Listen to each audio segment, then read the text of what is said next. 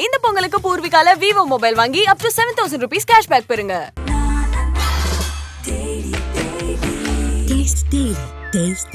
மூச்சு திணறல், மூச்சு இழைப்பு, குரட்டையால் அவதியா, நுரையீரலை ஆரோக்கியமானதாக்கி எளிதாக சுவாசித்திடுங்கள். தங்கம் 24x7 ஆஸ்துமா சிகிச்சை நாமக்கல் மற்றும் கான்பூர்.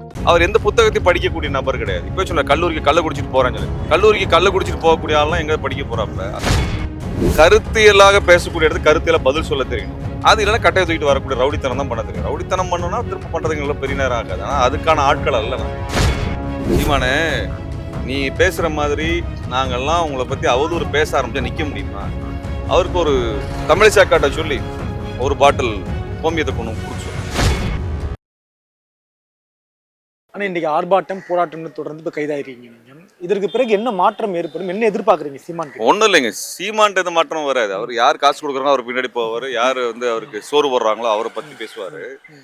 பொதுமக்கள் புரிஞ்சுக்கணும் இவரை பற்றி. அந்த கட்சியில் இருக்கக்கூடிய இளைஞர்கள் தங்களுடைய வாழ்க்கையை வீணடிச்சிட வேண்டாம்.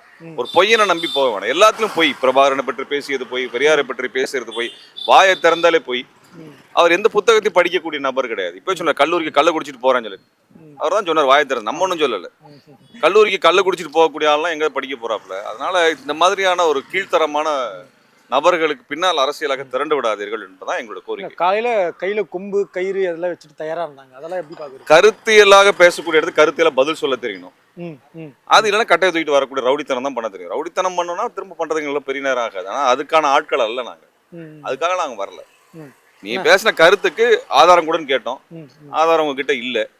நேரம் வீட்டுக்கிட்ட வர்றோம் கேட்கிறோம்னு சொல்லியிருக்கிறோம். அதுக்கும் பதில் இல்லை. கட்டையை வச்சு நின்றுட்டு இருக்கோம்னா எங்களுக்கு என்ன, உங்க கூட வந்து மல்லு கட்டுறதா எங்களுக்கு வேலை, உங்களை அம்பலப்படுத்துறது எங்களுக்கு வேலை. அவ்வளோ பயம், வேற ஒன்றும் இல்லை. இறுதி கேள்வினா, கோமியம் குடிச்சா ரொம்ப நல்லதுன்னு அக்கா தமிழிசை பேசுறாங்க. அவங்க சீமானுக்கு கொடுக்க சொல்லுங்க ஒரு மடக்கு. அவர் குடிக்கட்டும், சீமான் குடிக்கட்டும். பெண்கள் கையில கருத்தையிலை கொடுத்தது அந்த பெரியார், பெண்கள் கையில உருட்டுக்கட்டையை கொடுக்கறது சீமான். இந்த மாதிரி ஒரு பொறுக்கித்தனத்துக்கெல்லாம் ஒரு முடிவு கட்டணும். இல்ல, நான் ஆதாரம் காட்ட வேண்டிய அவசியம் இல்லை. யாரிடம் ஆதாரம் காட்ட வேண்டும் அங்க ஆதாரம் காட்டுகிறேன்னு சொல்லி பாருங்க. ஒன்னே சொல்லிடுறேங்க, சீமான் வழியிலேயே சீமானை பற்றி அவதூறு பேசுறதுக்கு எவ்வளவு நேரம் எங்களுக்குலாம்? நான் கேட்குறேன், சீமானே, நீ பேசுற மாதிரி நாங்கெல்லாம் உங்களை பத்தி அவதூறு பேச ஆரம்பிச்சா நிக்க முடியுமா? ஆதாரமே காட்ட வேண்டியதுலாம் நான் எல்லாருமே அவதூறு பேச முடியும். பெரியாரை பத்தி அவதூறு பேசி நிரூபிக்கலாம் முடியாது. எல்லாருக்கும் தெரியும் பெரியார் வாழ்ந்திருக்கிறார், எல்லாரும் பார்த்துருக்குறோம், அவரோட இருந்தவங்களே இருக்கிறாங்க. ஆனா நீங்க பொய்யர்னு ஊருக்கே தெரியும். உங்களை பத்தி அவதூறு பேச ஆரம்பிச்சாங்கன்னா தாங்க மாட்டீங்க. நான் உண்மையின் அடிப்படையில அரசியல் பேசுறேன். பேசின பொய்யுக்கு பதில் சொல்லுங்க, அதுக்கு ஆதாரத்தை கொடுங்க. கொடுக்க முடியல அப்படின்னா அதுக்கு எதிர்ப்பை சந்திங்க. அவருக்கு ஒரு தமிழ் சாக்காட்ட சொல்லி ஒரு பாட்டில் கோமியத்தை கொண்டு கொடுக்க சொல்லுங்க. நன்றி தோழர். இந்த ஆர்ப்பாட்டம் போராட்டத்துடைய பின்னணி என்ன, என்ன பின்விளைவு ஏற்படும் நினைக்கிறீங்க இதை தொடர்ந்து? நாங்கள் அவர் பெரியாரை பற்றி இழிவு பற்றி பேசினார். நாங்கள் ஆதாரம் கேட்டோம். ஆனால் இது வரைக்கும் அவர் தராமல் திரும்ப திரும்ப அதையே பேசிகிட்டு இருக்காரு. இன்னும் கொச்சப்படுத்தி அதிகமாக பேச தொடங்கிட்டாரு. அதனால் நாங்கள் 30க்கும் மேற்பட்ட அமைப்புகள் பெரியாரிய உணர்வாளர் கூட்டமைப்புன்னு இன்றைக்கி அந்த மறியல் போராட்டத்துக்கு வந்தோம். அது சட்ட ஒழுங்கு பாதிக்குங்கிற காரணத்தால் காவல்துறை எங்களை மறித்து கைது பண்ணிட்டாங்க. நாங்கள் அதுக்கு உடனே கைதாகிட்டோம். ஆனால் நாங்கள் அதை பற்றி கைதாகிறத பற்றி கவலைப்படலை. ஆனால் எதிர்த்து போராடிட்டு தான் இருப்போம், தொடர்ந்து போராடுவோம்.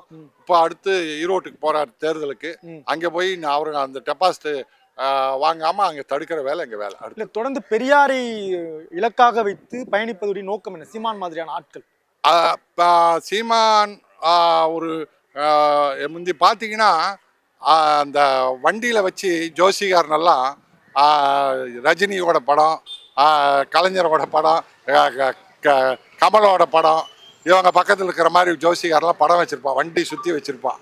அதை வச்சு ஏதோ அவங்ககிட்ட போய் இவர்கிட்ட அவர் ஜோசியம் பார்த்த மாதிரி காமிச்சு மக்களை ஏமாற்றி ஜோசியம் பார்த்துட்டு இருப்பான்.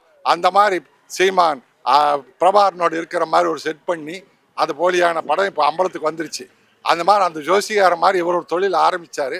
அந்த தொழில் கொஞ்சம் ஓடிடுச்சு. அப்பாவி மக்கள், அது புலம்பெயர்ந்த மக்கள், இவங்களுக்கு திரள் நிதின்னு வாரி வழங்கிட்டாங்க. இப்போ எல்லாம் அம்பலத்துக்கு வந்துருச்சு.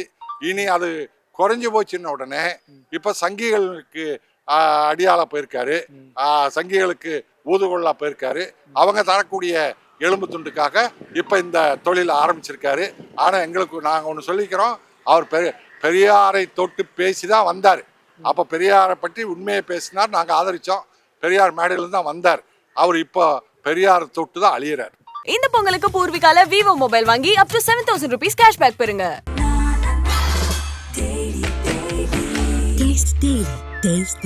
மூச்சு திணறல், மூச்சு இழைப்பு, குரட்டையால் அவதியா, நுரையீரலை ஆரோக்கியமானதாக்கி எளிதாக சுவாசித்திடுங்கள். தங்கம் 24/7 ஆஸ்துமா சிகிச்சை நாமக்கல் மற்றும் கான்பூர்.